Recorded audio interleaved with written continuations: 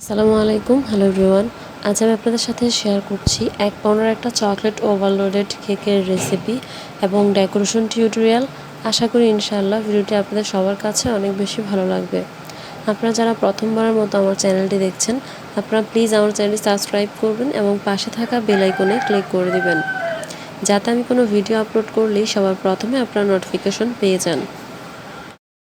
এখানে প্রথমে আমি 2টা ডিমের সাদা অংশ এবং কুসুম আলাদা করে নিয়েছি।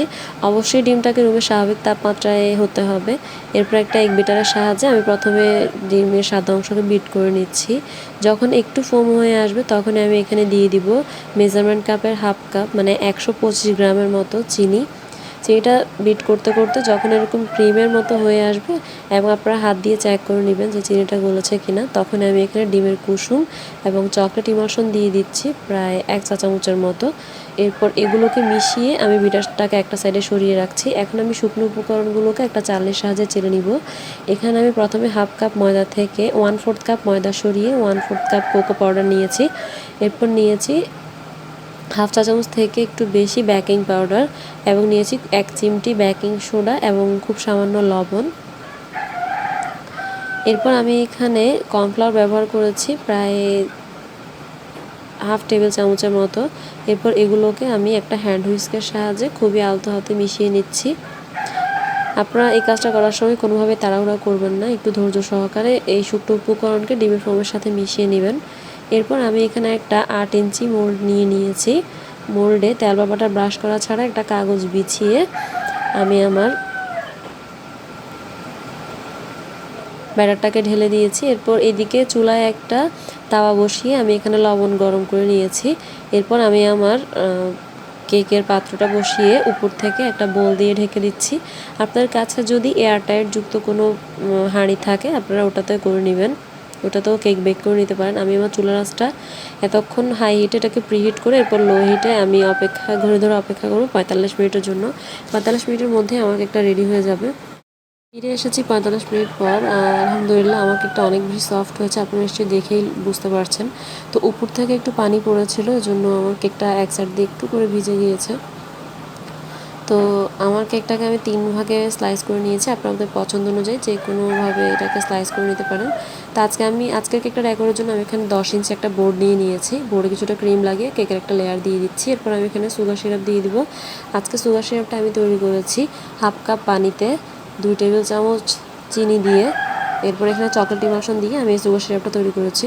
সিরাপ দিয়ে দেওয়া হয়ে গেলে আমি একটা পাইপিং ব্যাগের সাহায্যে ক্রিম লাগিয়ে নিচ্ছি। আমি আজকের 1 পাউন্ড কেকের জন্য আমি এখানে 1 কাপের মতো হুইপ ক্রিম ব্যবহার করব। তো হুইপ ক্রিমের সাথে আমি এখানে কিছুটা চকলেট ইমালশন মিশিয়ে এই ক্রিমটা তৈরি করে নিয়েছি। তো প্রত্যেকটা লেয়ারে সেমভাবে আমি সুগার সিরাপ এবং ক্রিম লাগিয়ে নিয়েছি। এরপর 3টা লেয়ার দিয়ে দেওয়া হয়ে গেলে আমি প্রথমে কেকটাকে ক্রাম কোটিং করে নিচ্ছি। কোটিং করে নেওয়া হয়ে গেলে আমি এটাকে ফ্রিজে সেট হতে দিয়েছিলাম 15 থেকে 20 মিনিটের জন্য। এরপর ফ্রিজ থেকে বের করে একটা পাইপিং ব্যাগের সাহায্যে আমি এভাবে কেকের চারো সাইডে এবং উপরিভাগে ক্রিম লাগিয়ে নিচ্ছি।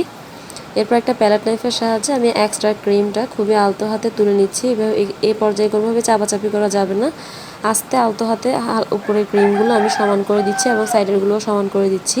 এরপর একটা স্ক্র্যাপারের সাহায্যে আমি কেকের ফিনিশিং নিয়ে আসব। আসলে কেকের ফিনিশিং নেওয়াটা আসলে প্র্যাকটিসিংয়ের ব্যাপার, আপনারা করতে করতে আপনাদের হাত চলে আসবে।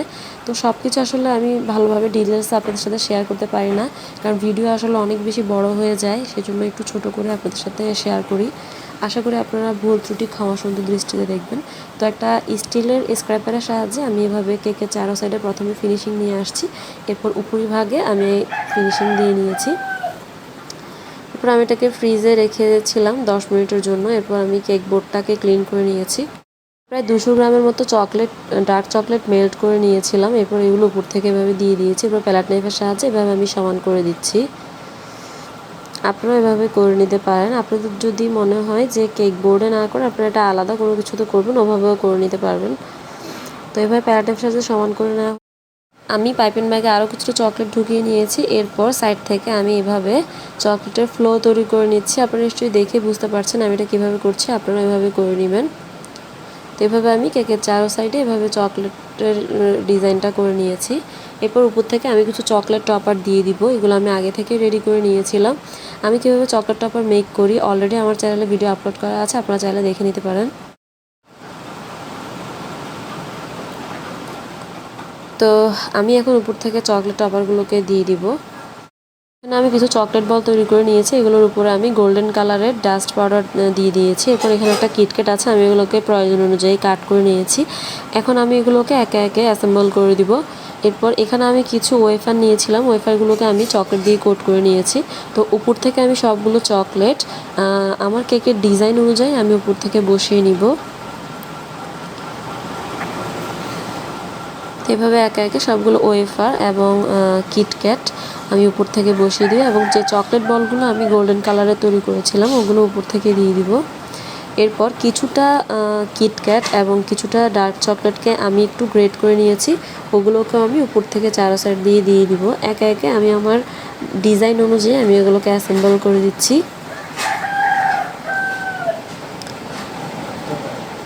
আপনারাও যে আমার মতো কেক বানাতে হবে এমন কোনো কথা নেই, আপনারা আপনাদের পছন্দ অনুযায়ী আপনাদের কেকটাকে ডেকোর করে নিতে পারেন। যেহেতু আমার অর্ডারে কেক থাকে, আমি আমার কাস্টমারের চাহিদা অনুযায়ী আমার কেকগুলোকে ডেকোর করে থাকি। আপনাদের সাথে শেয়ার করি যাতে আপনারা বুঝতে পারেন, আপনারা যারা নতুন কেক বানাচ্ছেন বা কেকের বিজনেস আছে আপনাদের কিছুটা হলেও হেল্প হবে আশা করি। তো কেকটা দেখতে সুন্দর লাগার জন্য উপর থেকে একটা হ্যাপি বার্থডে টপার বসিয়ে দিচ্ছি। তো এভাবে আমি আমার পুরো কেকের ডেকোরেশন শেষ করছি। আশা করি আপনাদের সবার কাছে ভিডিওটা অনেক বেশি ভালো লাগবে। আপনারা সবাই আমার পরিবারের জন্য দোয়া করবেন। এরকম নতুন নতুন ভিডিও পেতে আমার চ্যানেলটি অবশ্যই সাবস্ক্রাইব করে রাখবেন এবং পাশে থাকা বেল আইকনে ক্লিক করে দিবেন, যাতে আমি কোনো ভিডিও আপলোড করলেই সবার প্রথমে আপনারা নোটিফিকেশন পেয়ে যান। সবাই আমার পরিবারের জন্য দোয়া করবেন, ভালো থাকবেন, সুস্থ থাকবেন। আজ এই পর্যন্তই, দেখা হবে অন্য কোনো দিন অন্য কোনো ভিডিও নিয়ে। আল্লাহ হাফেজ।